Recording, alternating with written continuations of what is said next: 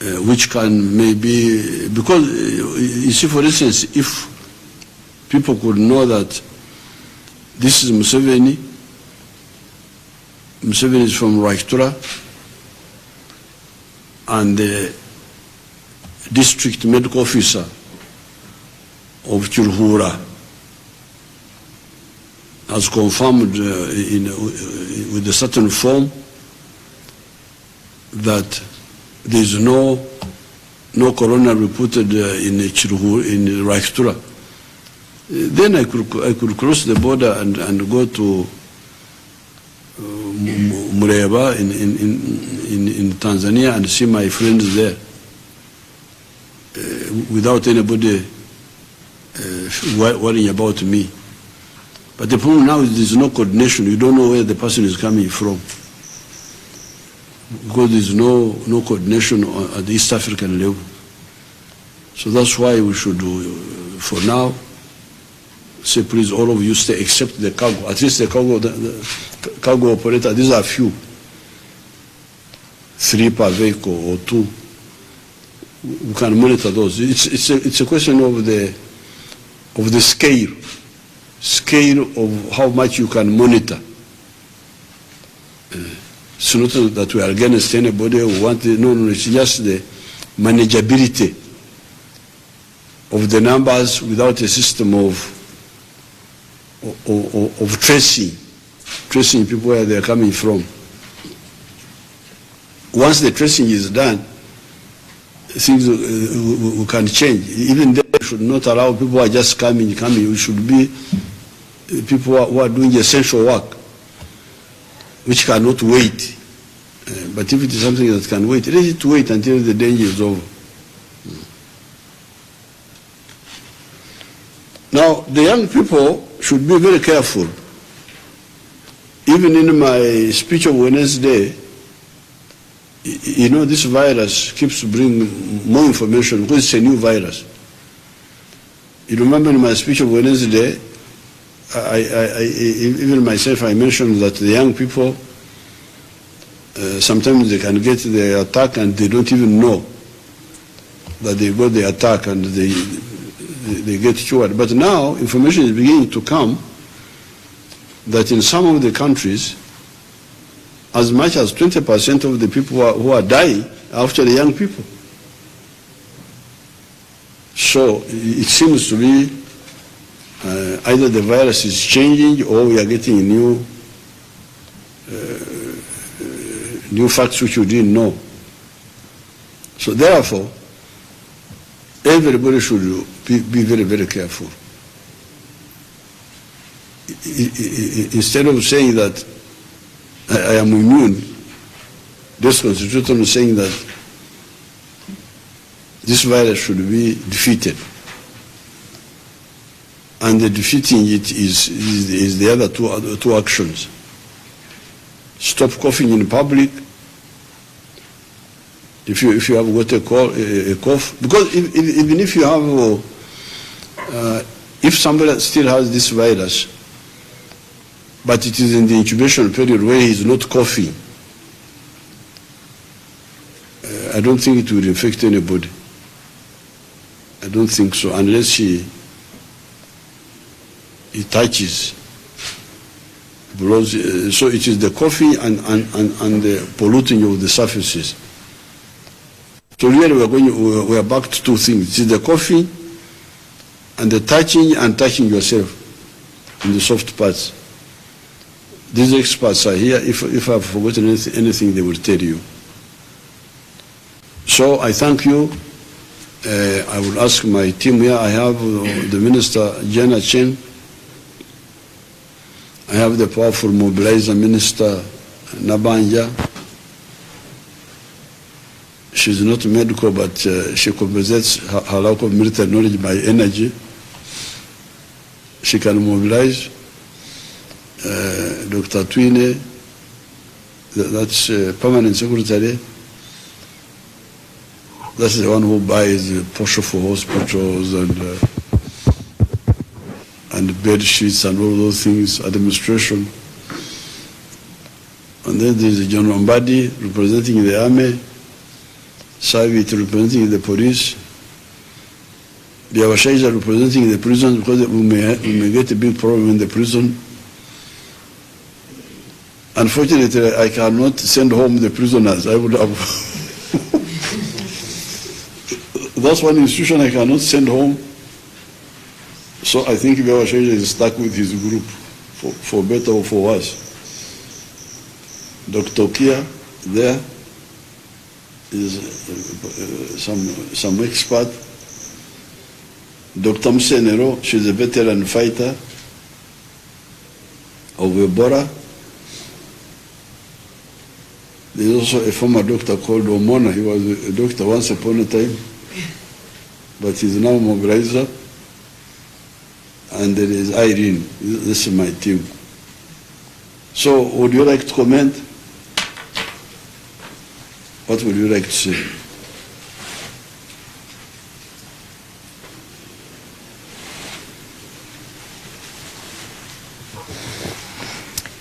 Your Excellency, I want to thank you very much for the additional measures that you have clearly elaborated, in addition to what you communicated to the public on Wednesday.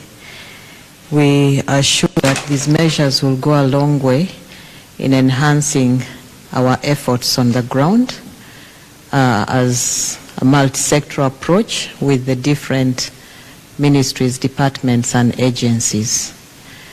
Your Excellency, I want to appreciate you especially on the issue of quarantine that you have explained very clearly.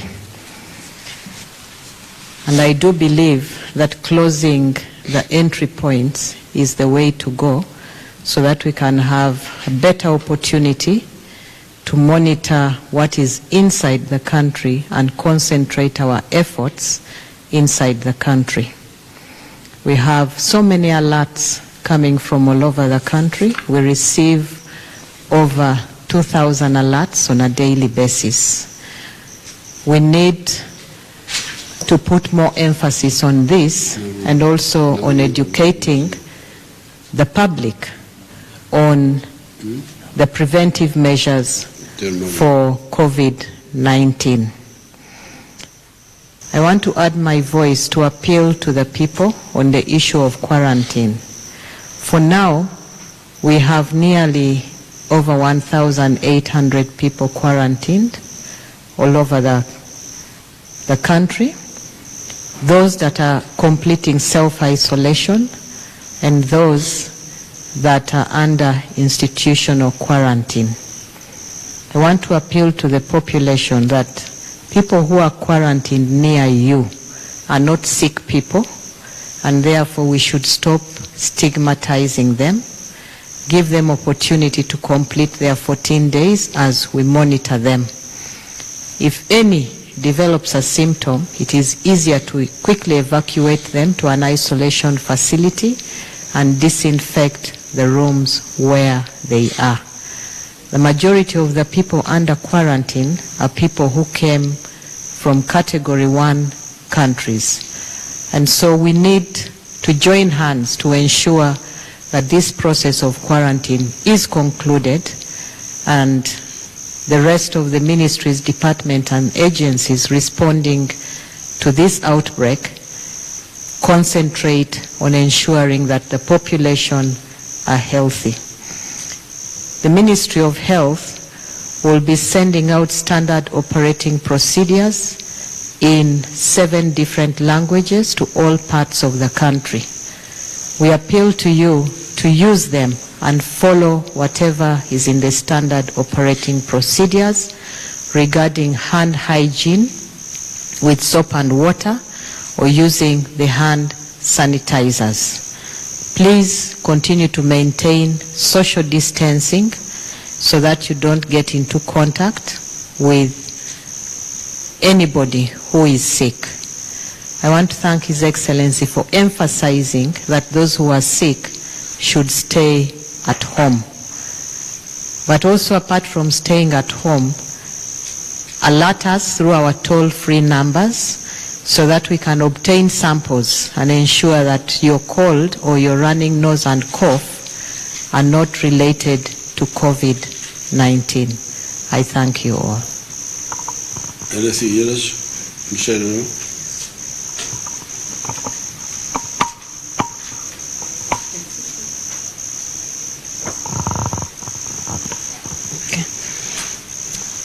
Thank you very much, Your Excellency, for elaborating these measures.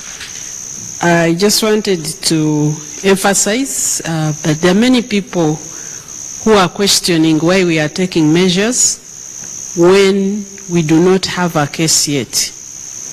And this is exactly the point.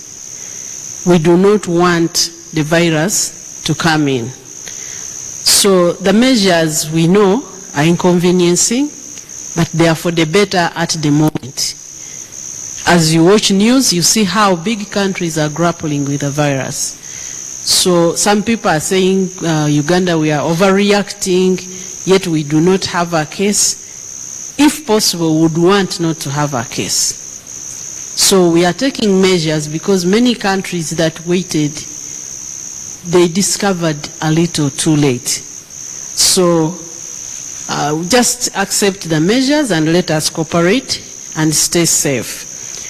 Secondly, His Excellency has explained to us how the virus spreads. So the interventions which we are putting in place are targeting those methods of spread.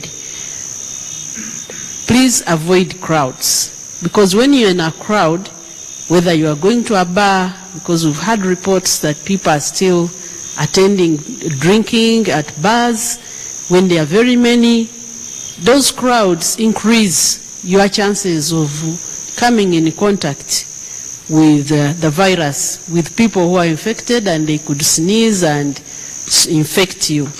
So that's why His Excellency announced the measures to reduce crowds, so that we reduce the chances of infection.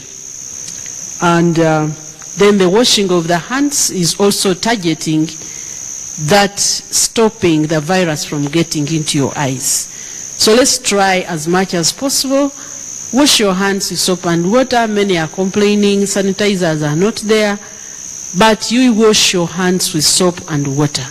It is effective in stopping the virus, and learn to manage your hands so that you don't touch your face. To the young people, we have had a lot of stories. They are saying for them they are safe. And many are even, especially as the students, you have come from school, you are at home. Keep away from the trading centers, especially those out of the city. Keep away from the trading centers. Stay at home, because once you go to those crowded trading centers, some of them really become very crowded in the evening. The chances of coming in touch with the virus are high. Let's all cooperate. We know this is temporary, and if we work together, we'll get through it safe. Today I was speaking with somebody in our ambassador in New York. In New York, you cannot get out of the house, and the ambassador has had to change to close the office. The office is not working, and somebody told me that the debate in New York now is whom do you admit in the hospital and whom do you allow to die at home. This is the debate now. For us here, we are still saying to stop people being infected. In other places, they are debating whom to allow to die alone or to die in the hospital. So if you want to promote yourselves to that level, you are most welcome. May I have done my part. And by the way, see, the problem is that many of the Africans are not Africans. They want to be everything else except themselves. But these epidemics are not new. The smallpox epidemic of 1893. Banyankole call it Omzegba Muti. Omzegba Muti. Omze is the Nyankole word for smallpox. You see again, the English don't have a word, smallpox. A pox which is small now. No word. But Omzegba Muti is the old name of Mbarara. Mbarara was called Muti. That's what the name of that place. So when the English came, they misnamed it Mbarara, and we have kept the misname. Because when the Europeans came, they asked our people, what do you call this? They were asking the place, but they saw them, Banyankole saw them pointing at a grass called Mbarara. Mbarara is the grass which they use to thatch houses. The scientific name is Hyperenia rufa. So the Banyankole thought they were asking about the grass. So say, Mbarara, yo. Then the man wrote, Mbarara. So it is just a whole fraud. The Mbarara doesn't mean anything. But the name of that town was called Muti. And that's where the royal crown of the king Ntare was in 1893. Now, the Banyankole know that the people who died most were the ones in the royal crown. And if you wanted to escape the smallpox, you go to the villages. Some of the people who are saved, like you were young children, say, "Oh, you take him to the village, to the rural homes." They are the ones who survive. That's why they say Omzegwamti. They don't say Omzegwankole. Omzegwankole. They say Omzegwamti because it was most concentrated in that royal crown. Remember the crown of the king, where there were these people. And some of the Banyankole say, let me go and die with the king. But the king himself didn't die. I don't know how he survived entirely. He died later from something else, but he survived that smallpox. So you can imagine those old Banyankole knew public health measures of avoiding crowding. And here you are, in the year 2020, and you call it what, 2020?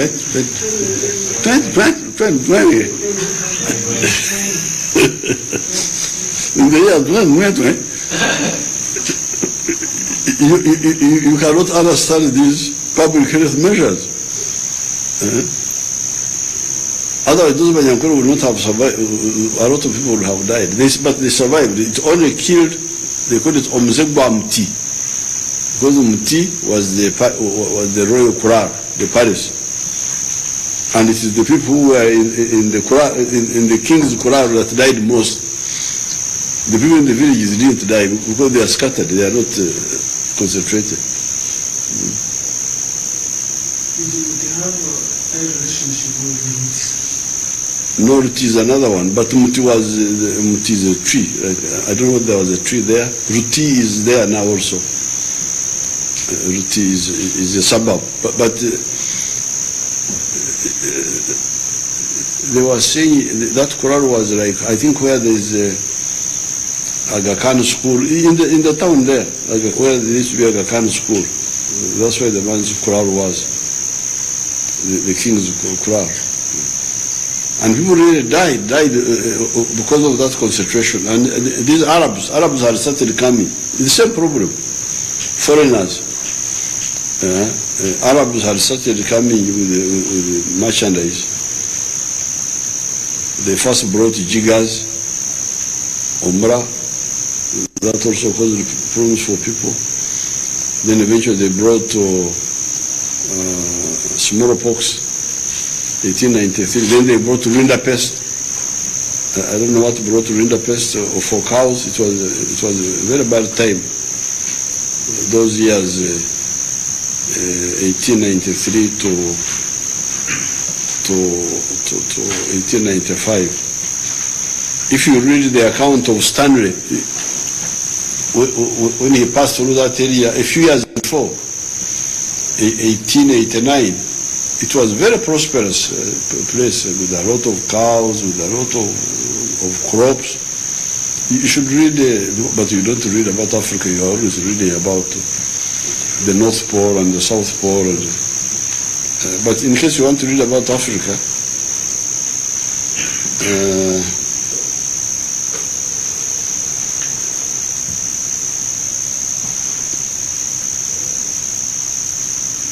or you want me to repeat?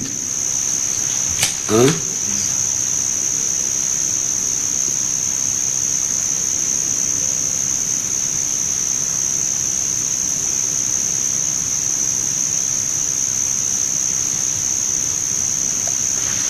What should I do now?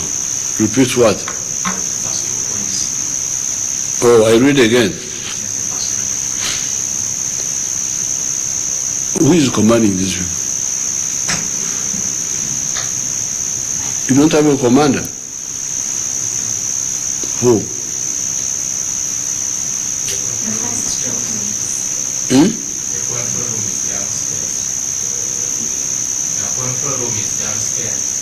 Mm-hmm. So what should I do now? Hmm? Requesting the first 2 points where you say we are prohibiting the incoming passengers, not from cargo, and the second point where you say we only expect cargo of land, the three, that is the driver, the conductor, and the helper. Well, I can read it. I can read all of it again. It's better, safer. Countrymen and countrywomen, greetings again. A few days ago, on the 18th of March 2020, I addressed you on the dangerous situation of the coronavirus. Up to now, Uganda, by God's mercy, has not yet recorded a single case of this terrible virus.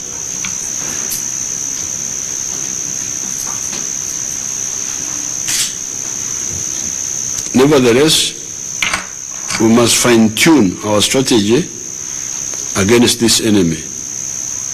In my address of the 18th of March, I had directed the health authorities to allow people, Ugandans and non-Ugandans, coming into the country from abroad, and even from the category 1 countries that have a lot of coronavirus cases, as well as other countries, to allow them to come in, but be quarantined. That's what we had said at that time, that they could come in and be quarantined. Partly due to the indiscipline of some of the people, we have now decided to review that position and tighten preventive measures in addition to what we had done the other day. Consequently, we have decided to take the following measures. Number 1, to prohibit all incoming passengers, whether by air, land, or water. In order to actualize this, we have decided to prohibit all passenger planes coming from outside Uganda from landing at any of the airports of Uganda. Only cargo planes will be allowed to fly into and out of Uganda. Also to be allowed in planes on account of emergency, or the UN planes involved in the relief work and other UN operations, as will be agreed with the mandated government authorities. The crews of these cargo or UN mission planes will be accommodated in locations agreed with the concerned authorities. Domestic flights will continue for now. We may change this later, but because those planes are not safe, you sit together crowded, and then the air conditioning, we don't think it's good. But since we don't have cases yet, they can continue flying. In conformity with international law, this prohibition of incoming passenger planes will come into force 24 hours from midnight to night, the 21st of March 2020. So that means the measure will come into force midnight tomorrow night, which is 22nd of March. Number two, pending the evolving of an East African health response plan to the pandemic by the East African Ministers of Health, no person, Ugandan or otherwise, will be allowed to enter Uganda by land or water except for the drivers and accompanying crews not exceeding 3 for cargo transport vehicles, such as trailers, lorries, and cargo and other cargo vehicles. No buses, no minibuses, no saloon cars, no border borders will be allowed in the country. Also, pedestrians walking on foot or people riding on bicycles will not be allowed to enter Uganda or to enter Uganda by water, by road, or by footpath. Nor will they be allowed to exit by those means. I call upon the LC1s in the border regions to work with the security forces to report and promptly confine anybody who comes in from the neighboring countries without following this order. This measure will come into effect starting 1200 hours tomorrow, the 22nd of March, Sunday. These measures are backed by the force of law as mandated by the Public Health Act and the statutory instrument signed by the Minister of Health. Anybody violating any one of them will be prosecuted and may suffer imprisonment or pay a heavy fine. This virus can cause a lot of death, yet it is very easy to avoid. Remember that the crucial elements about the virus's ability to infect are two. Number one, a sick person sneezes out, or coughing, cholera near you, and the viruses on his invisible mucus spittle being inhaled by you. And secondly, an infected person, after carelessly blowing his nose, touching a surface which you then also touch, and carelessly again touching your mouth, nose, or eyes, without washing your hands first with soap. That is all.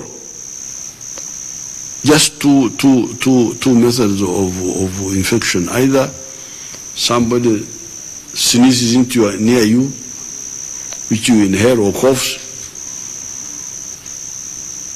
or he coughs, touches his mouth and nose and touches the surface which you also touch, but not only touch, but you now touch your eyes now, your eyes or your ear or your nose or your mouth. Otherwise, there's no way the virus will enter your system. I must also inform the Ugandans that I do not share the excessive pessimism of some actors regarding the economy and its performance as a consequence of this virus. Yes, some sectors will definitely suffer. These are sectors of tourism, entertainment, sports, etc. However, the sectors of manufacturing, if we act correctly, will boom. Uganda has been importing products to the tune of $7 billion per annum. With the exception of the petroleum products, this is a chance to end the hemorrhage caused by traders who go to foreign countries and turn our market into a supermarket for foreign products. Now that the coronavirus has blocked these products from coming in, we are going to make them here. The government will work out a package to actualize that. All these measures are in addition to what I previously said on Wednesday last, and will be in force for 32 days from Wednesday, from the Wednesday of last Wednesday. The SOPs regarding the cargo transporters will be put out by the Ministry of Health. The young people should be very careful. Previously, there was a belief that young people can easily survive this virus. However, information is beginning to come in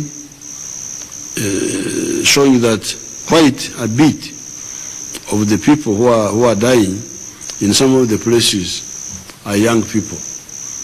In some cases, they even talk of 20% of the people who are dying being young people. So I thank you, wish you good luck.